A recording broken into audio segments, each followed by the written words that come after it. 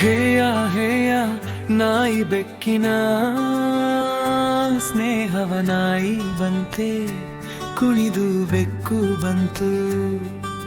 Mu ಎಂದು ಇಬ್ಬರು ಸೇರಿ ಆಟ ಆಡಿದ್ರು.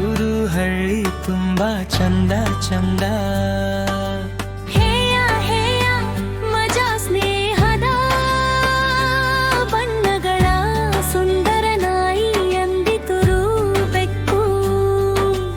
ಹೊರಡೋಣ ಹೊಲಕ್ಕೆ ಹೋಗುವ, ಬೆಕ್ಕು ಅಂದಿತು ಸರಿ ಸರಿ ಇವತ್ತು ಮೀನು ಹಂಚೋಣ.